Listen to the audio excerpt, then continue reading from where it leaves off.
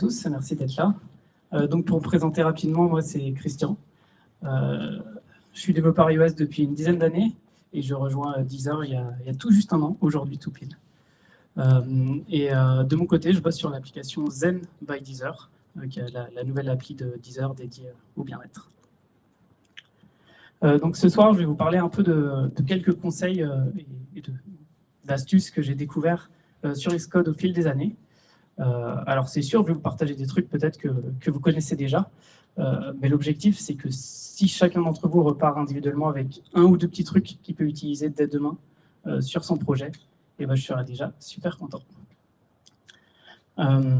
Donc là, c'est le moment un peu sportif où je vais devoir mettre le micro et espérer qu'il ne tombe pas pendant la présentation.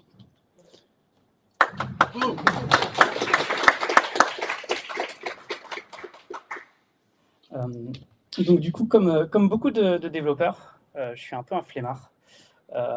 Et j'ai remarqué que sur la plupart des projets sur lesquels je suis passé, il y avait plein de petits trucs qu'on faisait régulièrement tous les jours, notamment lancer des scripts pour installer nos Cocoa Pods, générer nos mocks, plein d'autres choses comme ça. Et juste ouvrir la console, faire un CD, taper voilà, pour démarrer mon script, c'était trop pour moi. Et je voulais trouver un moyen de faire ça encore plus rapidement. Et ce truc-là, je l'ai trouvé. En fait, ça s'appelle les Xcode Behaviors. Je ne sais pas si vous connaissez. Ça se passe par ici. Donc, par exemple, moi, un behaviors que j'utilise régulièrement, c'est juste celui pour générer mes mocks. J'ai juste à taper ici.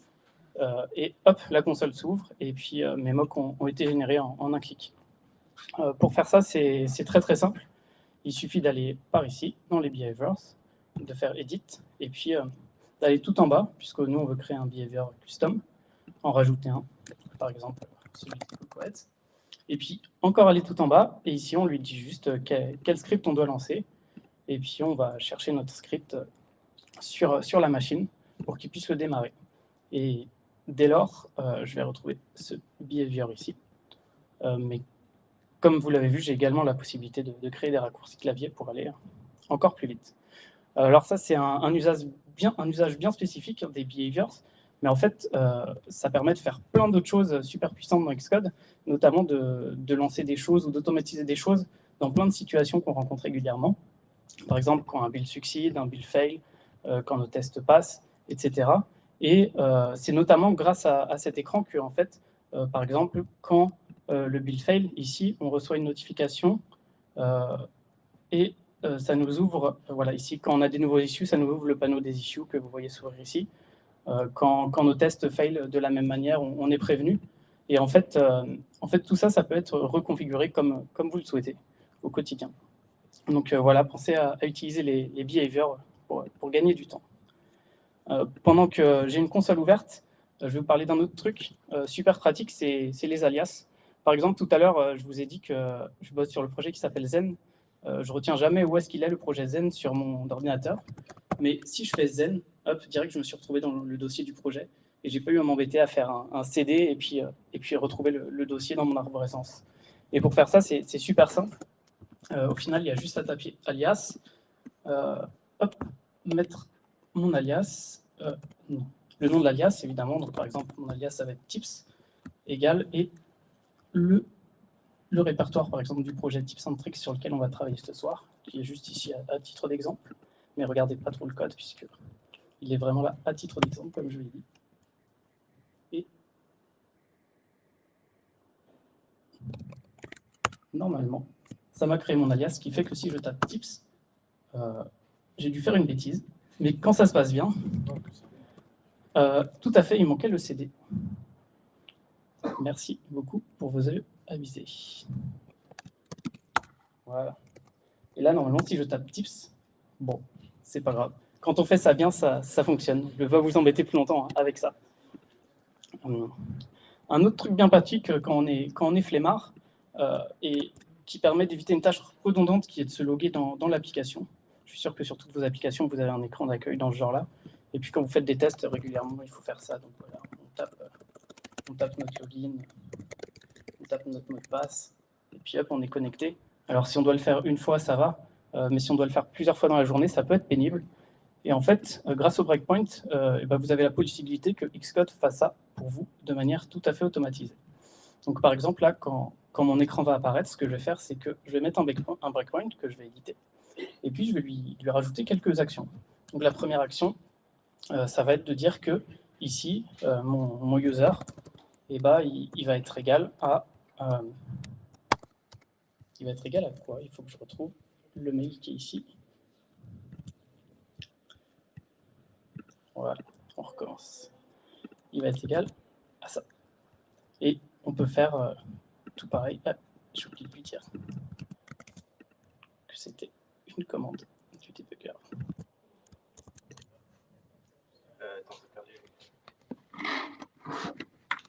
Ah, la techno n'est pas de mon côté ce soir.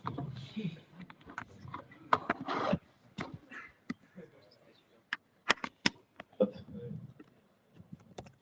Hop, j'en profite pour taper mon truc tranquillement.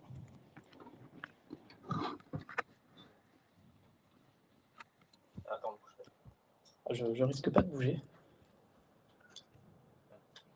Super, merci beaucoup. Et du coup, j'étais en train de faire pareil pour le mot de passe. Hein, donc, notre variable password, on veut qu'elle soit égale à... ici, il me semble que c'est passe, tout simplement. Ici. Donc là, ce qu'on écrit, c'est finalement équivalent à... C'est équivalent à du code Swift. Sauf que c'est pas aussi simple, puisqu'ici, comme vous l'avez vu, user et password sont des states. Et pour accéder à un state, on ne peut pas y accéder dans la console directement de cette manière. Il faut accéder à sa wrap value. Voilà, c'est le petit truc.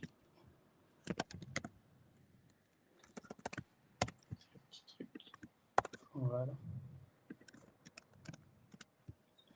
Et on n'oublie pas de lui dire que ce breakpoint, il doit automatiquement continuer une fois qu'il a été exécuté, sinon il va nous bloquer l'application à chaque fois qu'on va passer ici, ce qui n'est pas du tout le but recherché. Donc logiquement, si je relance l'application, ici je constate que mon formulaire a déjà été rempli et que j'ai juste à faire login pour me connecter sans avoir à saisir.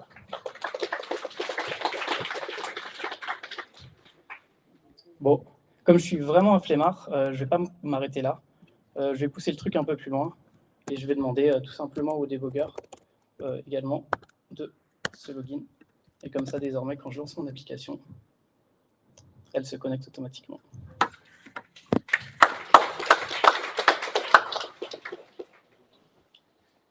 Un autre petit truc chouette que j'aime bien faire avec les breakpoints, c'est en fait, voilà, si je suis en train de tester un truc sur l'écran d'accueil et que j'ai pas envie à chaque fois d'être redirigé vers l'écran suivant, mais que je ne souhaite pas modifier le code, tout simplement pour ne pas compiler ou pas pousser une erreur que je souhaite éviter sur mon repo. En fait, les breakpoints qui m'offrent la possibilité de sauter tout simplement des lignes de code. Et pour faire ça, ici, il suffit de rajouter un breakpoint de la même manière, d'ajouter une action, de lui dire que ça va être un debugger command, et puis de taper thread jump, et de lui dire qu'il va sauter juste une ligne, ce qui va avoir pour effet de l'éviter d'exécuter cette ligne. J'ai fait encore une petite erreur. Merci beaucoup. Et décidément. Hop.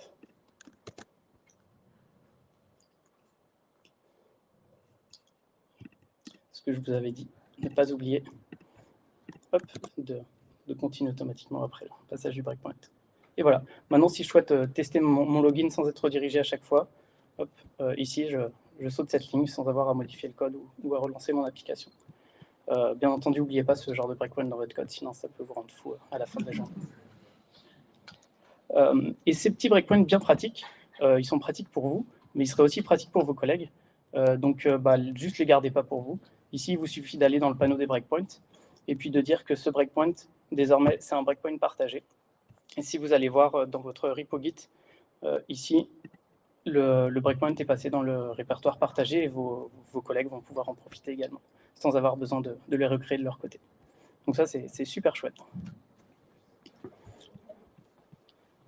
Un autre truc que j'ai découvert récemment, et je me suis senti un peu bête quand je l'ai découvert, En fait, quand je voulais retrouver un truc dans les logs et que j'avais arrêté l'application, je ne savais plus où les retrouver, surtout quand c'était dans quelques exécutions précédentes. Donc, j'étais obligé de relancer l'application, retourner, refaire mon process.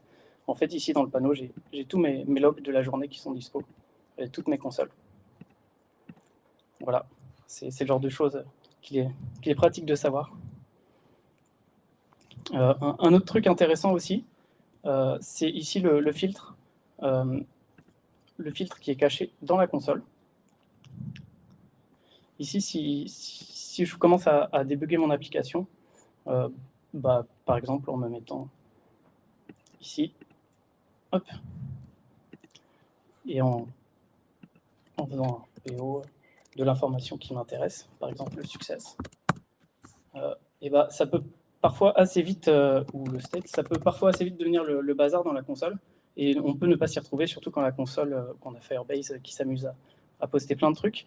Et en fait, ici, vous avez la possibilité de filtrer soit ce que vous avez exécuté vous-même, donc là, les PO que je viens de faire, soit le code de l'application, qui sont ici les logs de l'application. Et ça permet vraiment de s'y retrouver beaucoup plus facilement et de ne pas être obligé de cleaner la console tout le temps. Maintenant, j'aimerais un peu vous parler de la recherche. Je pense que c'est un outil que vous utilisez aussi au quotidien. Alors, pendant très longtemps, je l'ai utilisé de cette manière. Si je cherchais la fonction login, j'écrivais login dans la recherche. Et puis, je voyais un peu partout dans l'application où il y avait le mot login. Le problème, c'est qu'en fait, je me retrouve même avec des commentaires et plein de trucs qui ne m'intéressent pas. Donc, je filtrais comme ça, en faisant supprimer, ça ne m'intéresse pas. Hop, supprimer, avec vraiment la touche supprimer. Et puis, je perdais pas mal de temps. Et puis, au final, ce n'était pas très efficace. En fait, la recherche, elle vous permet de rechercher du texte, mais aussi de rechercher, par exemple, dans la call hiérarchie. Si je tape login, ici, je trouve toutes les fonctions qui vont s'appeler login, et également partout où ces fonctions vont être appelées. C'est quand même vachement plus pratique pour gagner du temps. De la même manière, je peux chercher juste toutes les définitions de choses qui vont s'appeler login dans mon code. Donc là, j'ai la login view, j'ai la fonction login, et j'ai un login state.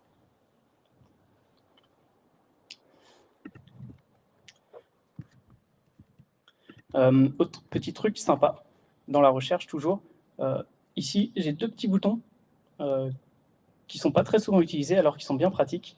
En fait, le premier va vous permettre de juste afficher les fichiers qui ont été modifiés dans votre Git.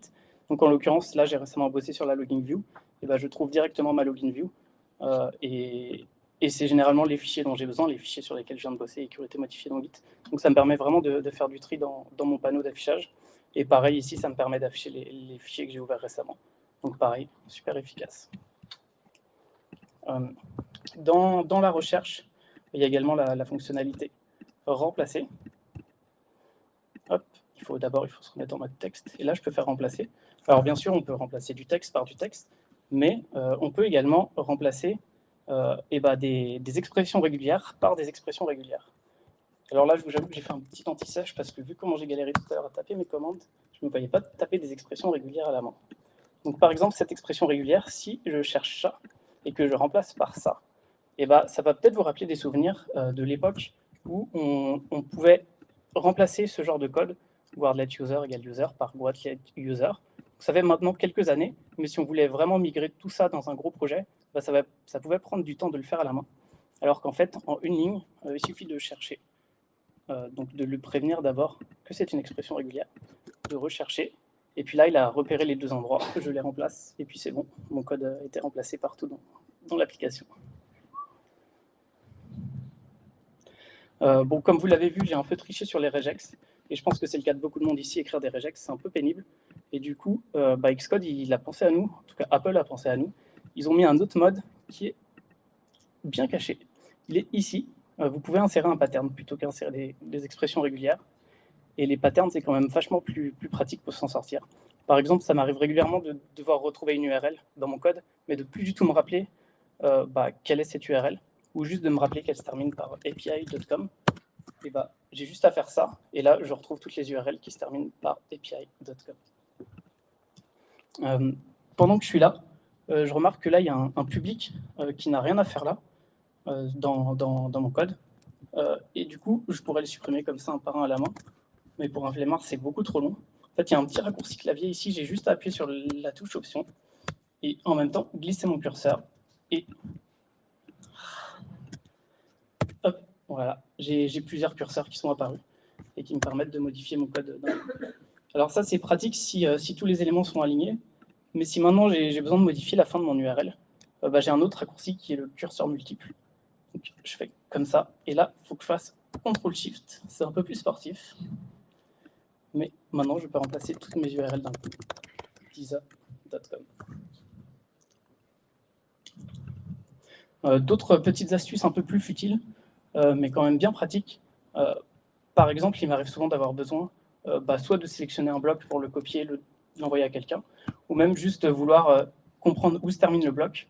On peut être tenté de faire comme ça, mais en fait, il y a un autre moyen beaucoup plus pratique. Il suffit de cliquer 2 fois sur la collade et puis hop, on a le bloc, il est sélectionné.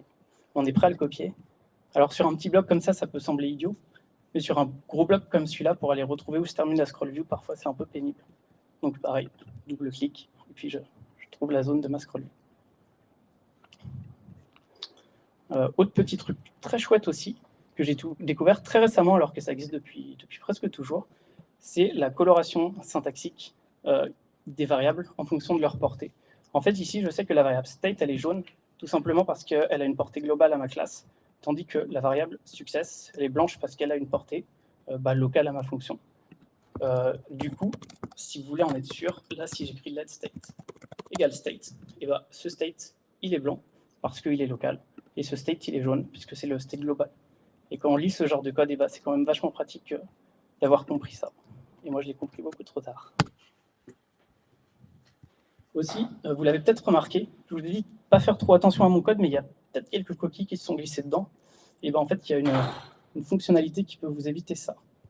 Et il faut que je la retrouve dans mes souvenirs. Elle est dans, ici, format. Et le check spelling while typing. En fait, hop, voilà, j'ai juste à faire ça.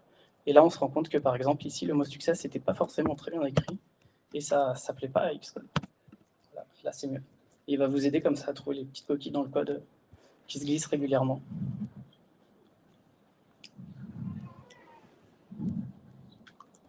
Je crois qu'on a presque fait le tour, mais j'ai envie de vous parler un peu des tests aussi également.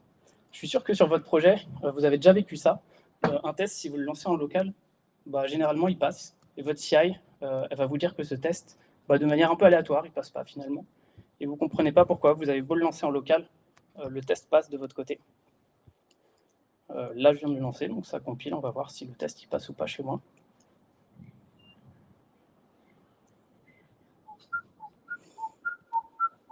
J'avais pas prévu de meubler aussi longtemps, désolé. Mais on va faire confiance à Xcode.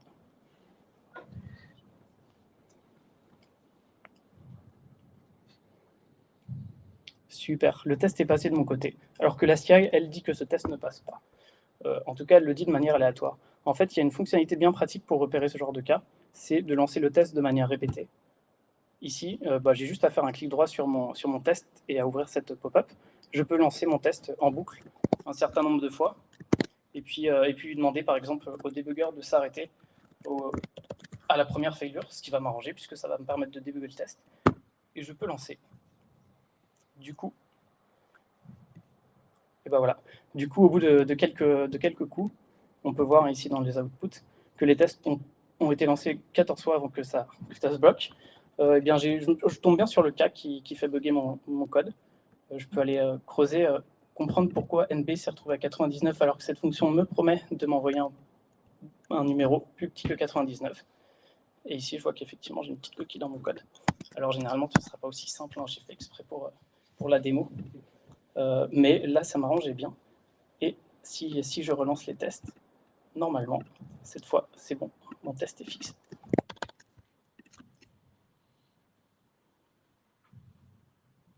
Et voilà, mon test est fixé. Je crois qu'on a fait le tour des petits tips que je voulais vous montrer ce soir.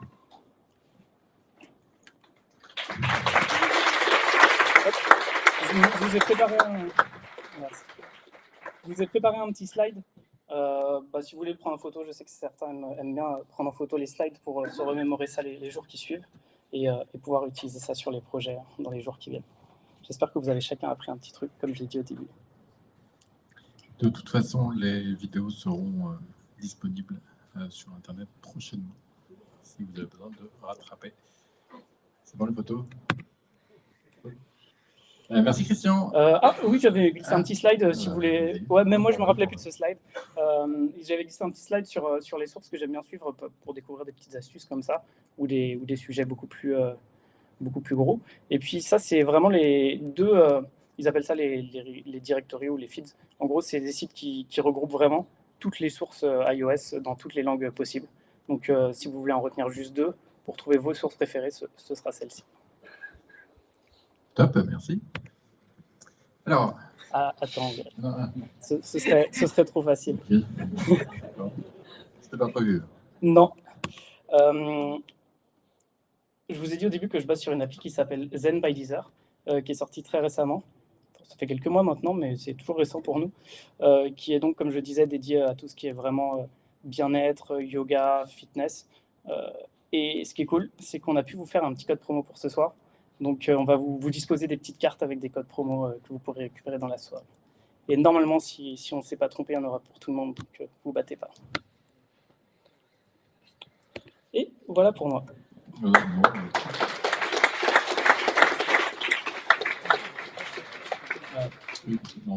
Non, en fait, c'est est-ce qu'il y a des questions ou pas? Oui, c'est ce que tu allais dire, je m'en doutais. Ouais.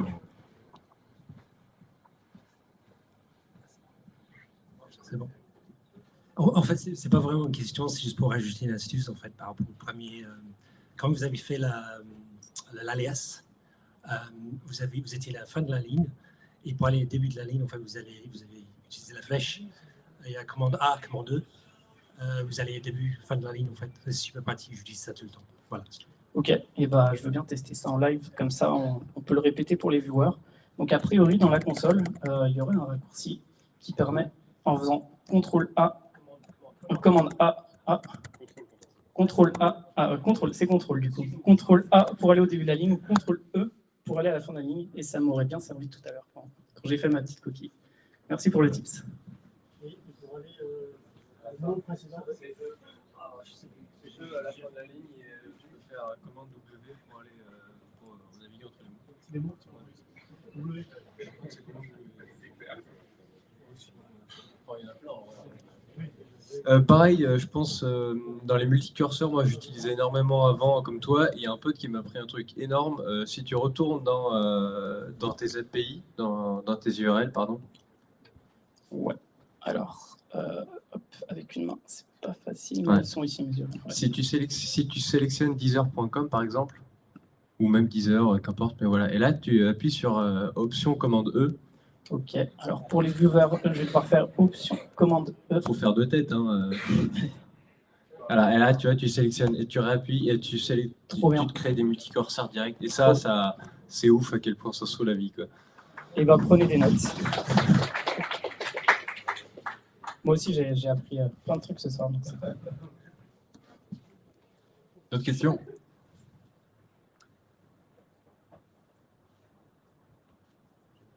Des gens cachés derrière la photo? Non. C'est tout bon? Merci Christian. Merci beaucoup pour votre attention. Et puis profitez bien de la suite de la soirée.